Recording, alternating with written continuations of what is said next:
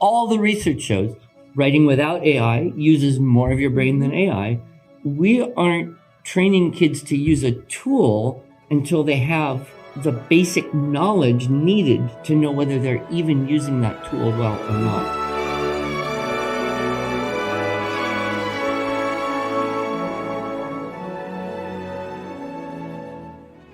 Hello, and welcome to the Arts of Language podcast with Andrew Pudewa, founder of the Institute for Excellence in Writing, or as many like to say, IEW. My name is Julie Walker, and I'm honored to serve Andrew and IEW as the Chief Marketing Officer. Our goal is to equip teachers and teaching parents with methods and materials which will aid them in training their students to become confident and competent communicators and thinkers.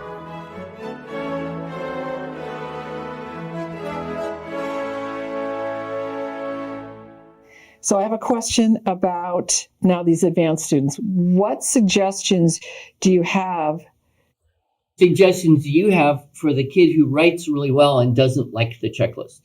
Yes. Feels it's constraining. Come up to you and go, I could write better if I didn't have to do all this stuff. I've had that a couple times. So I generally say, that's phenomenal. You write it one way, the way you want to, and then you write a second version of it following the checklist and report back to me. And always they'll come back and say, oh, okay, fine. Yeah.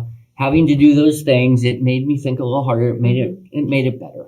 And so there is that kind of, when you're good at something, it's a little harder to take instruction on something you think you're good at.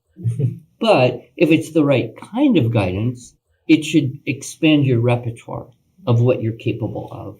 And so even for the very talented kid, no, this is what we're learning. This is what we're doing. And you can always go back to the sports or the music analogy, right? You do dribble drills and wind sprints, not so you can show off those things. Yeah, you're a good player, but you'll be even better if you get better at these specific things. We play scales and etudes, not so we can play them at a recital, but so when that little pattern pops up in a piece you're trying to play, you already know how to do it.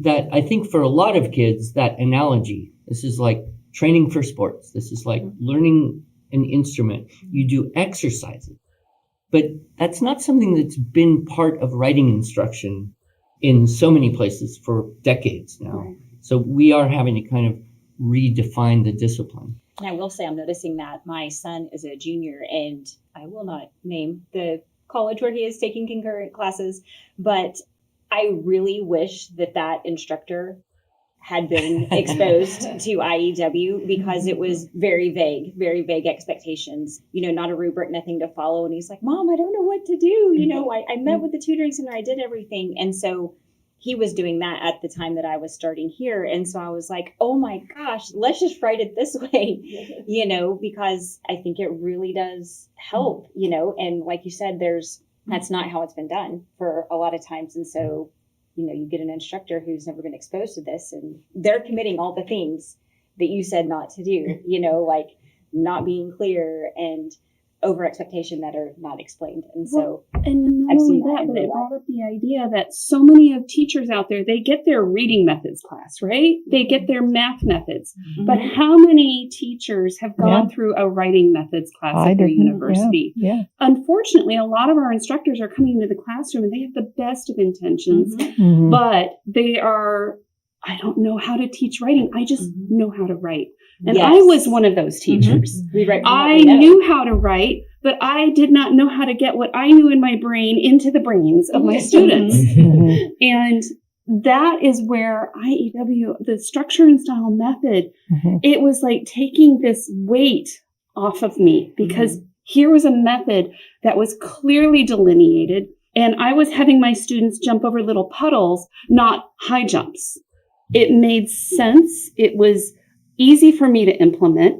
The students engaged with the material. It took the pressure off of everybody. And I'm so grateful that I found that before I reached age 50. And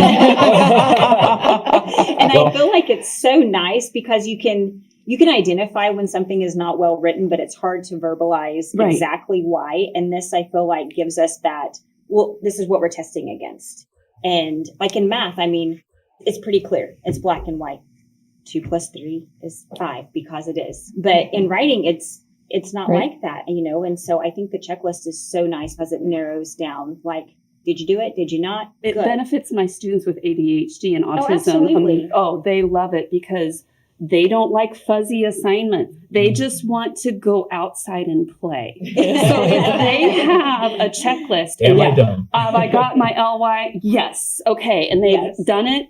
It's like they're just the happiest little critters afterwards. And they get to go outside and leave that task because they know they have they've accomplished it. Well, Julia originally asked us, have you all ever committed any of the 4 deadly? So unclear assignments, guilty. I remember when we did a 5-paragraph essay about something, and students were rightfully asking me, how do I do my introduction and how do I do my conclusion?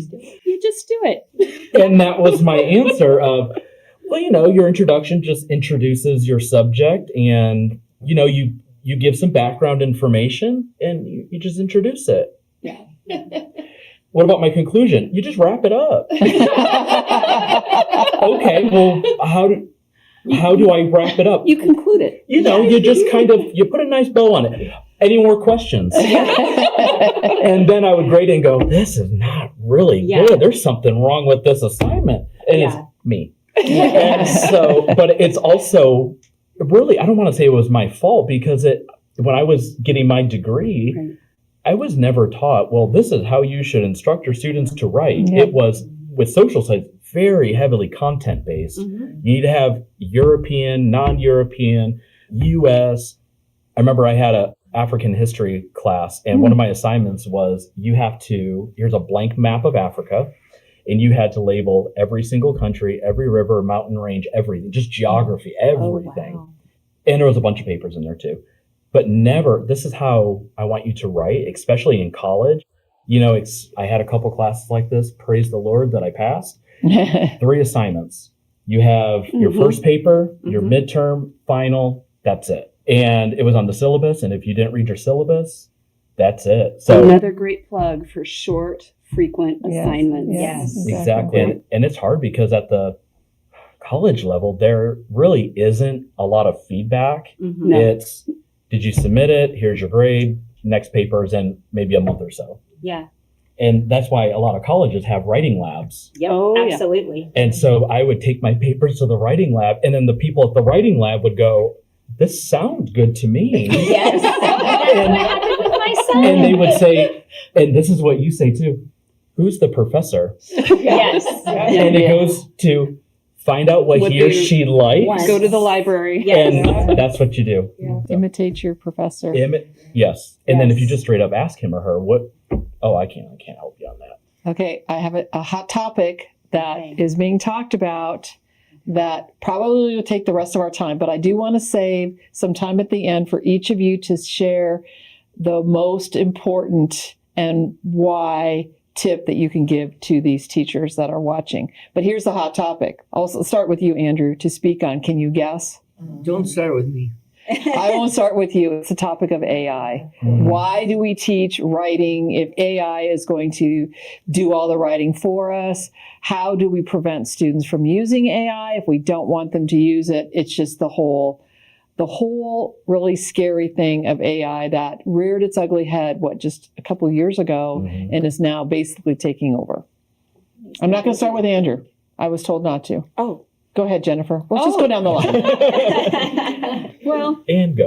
No pressure. I'm going to lean on Andrew's wisdom. So I remember he said, whenever we take a piece of technology to replace something that we have done previously by our brain power, we limit or reduce the efficacy of what we could do in our brains. So AI, well, what are we doing? We're subjugating our intellect, our humanity, if you will, to a computer algorithm. And it's not even necessarily going to be correct because it cites itself. So if we want to... Circular reason. Right, it is very circular, and sometimes it's not even correct. I mean, try doing AI on yourself, and you'll find some really interesting things that you never knew about yourself. So I think that this is an issue that is I think it is of such critical importance that, I don't know, I'm going to maybe sound very extreme, but I think that this is a potential of life or death for us. How do we live aside something that, to borrow a biblical term, that's Babel-esque, that we believe that we're going to put all of our marbles into this and we're going to rely on that, and it's going to raise our standard of living, raise our quality of life, and reduce our effort. Well, Wall-E took care of that in the movies, if you ever saw that one. I don't know. Oh my goodness. Well, I never dealt with AI in the classroom. Yeah. Like Julie said, I mean, really the last couple of years is really where it's reared its head. AI can be great for a lot of things, but just like anything, it can be very dangerous.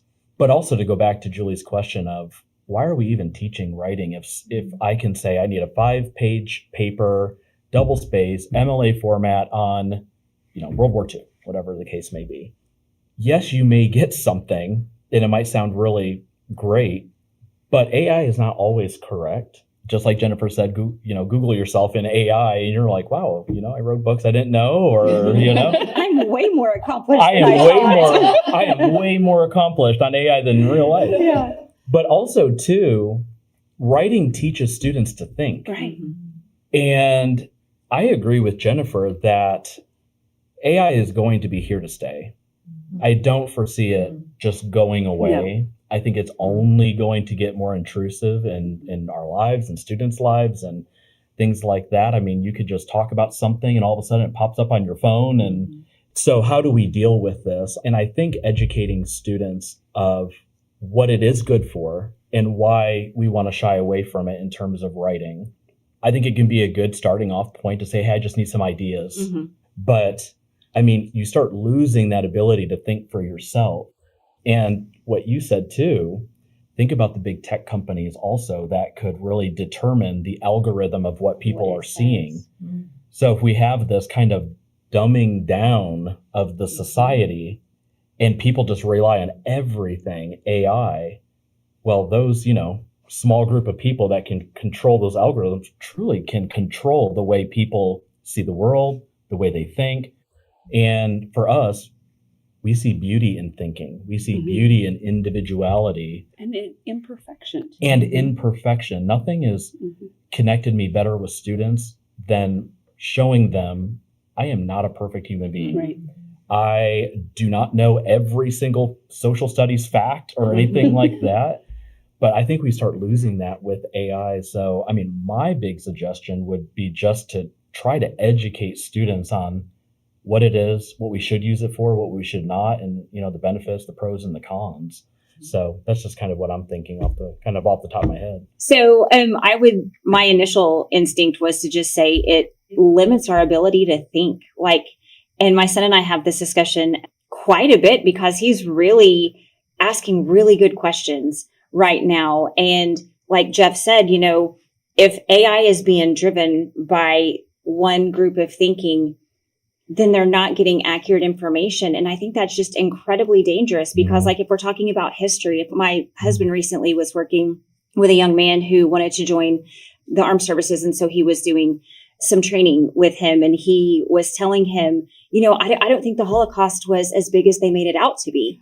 I know. Wow. And I was like, the danger of that. And he immediately was like, where are you getting your information from? And so he was talking to him about the importance of history and the importance of knowing all of these things. And that opened the topic with my son and I of how easily things can get forgotten, because if you're just looking to AI for all of your things and you're not looking at legit history and you're not looking at all of these things. And then we got into, okay, you can see a video of something and used to, you would believe what you saw because you saw it. And anymore, you can see things that aren't true. And I think it also has the reverse effect of, well, if I can see things in a video that have been proven to be AI, maybe other things were made to be a bigger thing than they were. And I think it just really warps their understanding and their way of thinking and their way of processing. And it's really scary because Mhm. you can manipulate history, you can manipulate facts. And then if they don't do further research, they take that as gospel truth, right? You know, and that shapes their view, their thinking. And so I think, like Jeff said, it's a great jumping off point. Like, hey, I want to learn about like different kinds of fish in the Pacific Ocean. Okay, give me some to write about, and then research those, but don't have that be your driving information, because it's so incredibly dangerous when you can be given information about things that are so incredibly profoundly important that happened in our world that are being minimized by manipulation of information. So I would point to possibly, I would say greater, but a different category of danger, and that is self-deception. Mm-hmm. So if you ask AI to give you information and it gives you really nicely polished up information, and you say, well, I can't use that, but I can tweak it around. Mm-hmm. You know, in fact, I can even manipulate it and get all my dress ups and openers, and I can just kind of fix this up so that it does what the teacher's rubric says, and then I put my name on it and turn it in. I have just deluded myself into thinking that's what I thought. So that level of self-deception, it's so much more present as a temptation, and we can all easily fall into that. So I think there's a division actually happening in schools right now, and there's a certain contingent we don't really need to bother to teach kids how to do math or grammar, since that's so awful and tedious, or even how to write. We just need to teach them how to use the tool. And there's a whole category of teachers that think that way. And then there's other schools, they're getting rid of the Chromebooks. They're getting rid of the internet to the degree that it's going to preclude any of that actual collecting up, organizing, thinking, presenting facts, and making the judgments you need to. I do like to use the analogy of calculators because this makes sense to pretty much everybody. You got two people. One person knows their math facts, can do some mental math, can translate fractions into decimals approximately, could probably figure out something like 22 times 14 if they really had to in their head. Okay, so you got that level. That's where I think most people are. I'm not talking about remembering the quadratic formula. I'm just talking about basic ability to think mathematically. And then you've got a person who can't do that. They never learned their multiplication tables. They were taught how to use a calculator to solve all the problems in class. And this is happening younger and younger now. You see calculators in 4th and 5th grade classroom. Okay, so you got those two people. Now you give them both a calculator. Who's going to use the calculator better? The one who can think mathematically. Who's the one who's going to take an answer and not be able to think about it, not even know if they pushed the wrong button and are a factor of 10 off in there? I think we see the same thing in language, although it's a little bit subtler. So I would be in favor of following the research, right? Everybody wants to, well, all the research shows writing on paper uses more of your brain than typing. Writing without AI uses more of your brain than AI. We aren't training kids to use a tool until they have the basic knowledge needed to know whether they're even using that tool well or not. And so that's why I would encourage all of you teachers out there who are kind of going back to, okay, let's just write on paper now. That might be threatening if you've got kids who haven't done that for ever or a few years or whatever. But I don't think anyone would say, yes, I'll be perfectly happy if my kid hits adulthood and can't write a paragraph on his own. I don't know anybody who would think that way. And yet that seems to be the way so many schools have moved. So don't be afraid of stepping back from the technology, create basic skills, and then giving the kids the technology. It won't atrophy so much.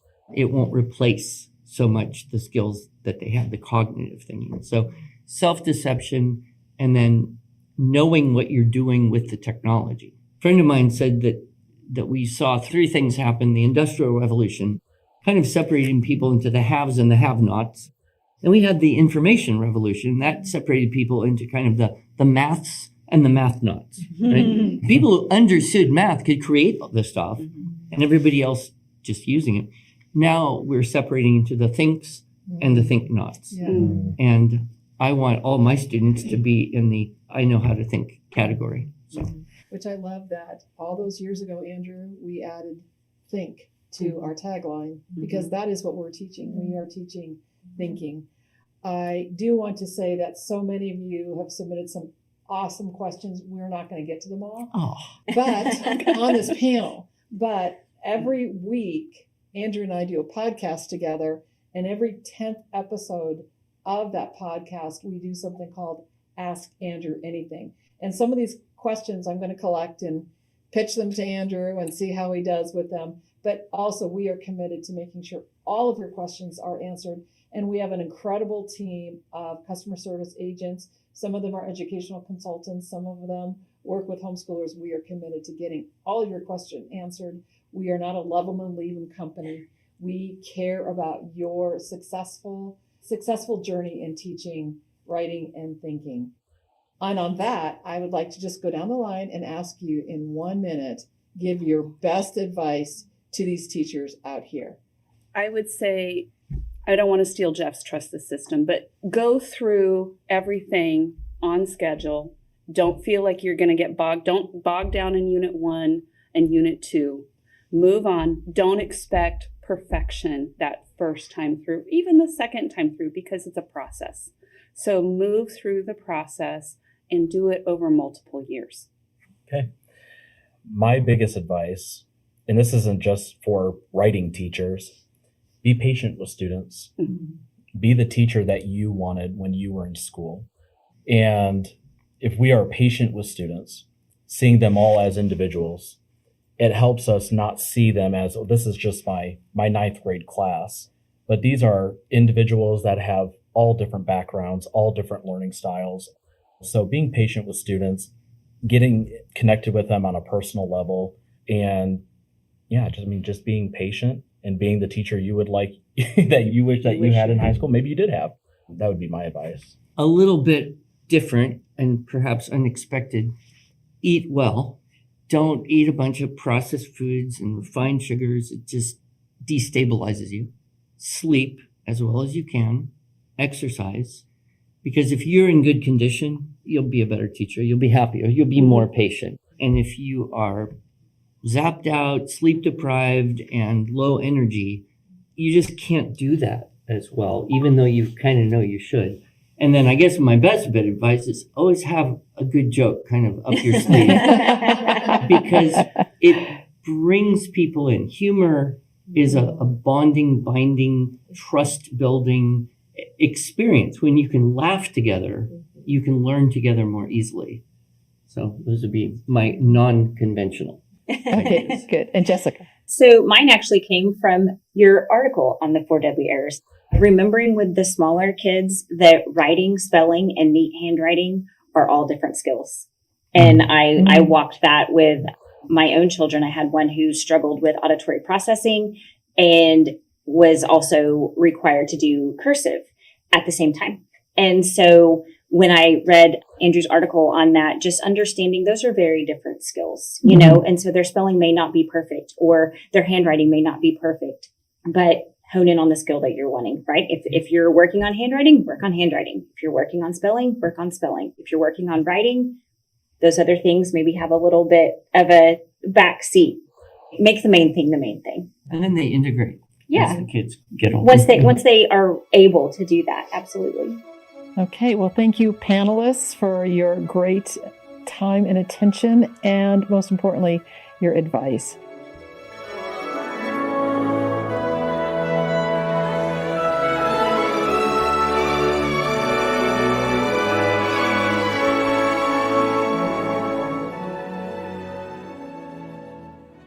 Thanks so much for joining us.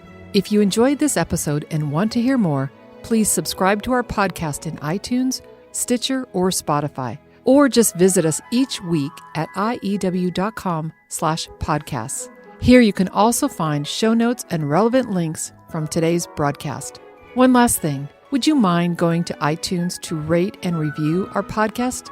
This really helps other smart, caring listeners like you find us. Thanks so much.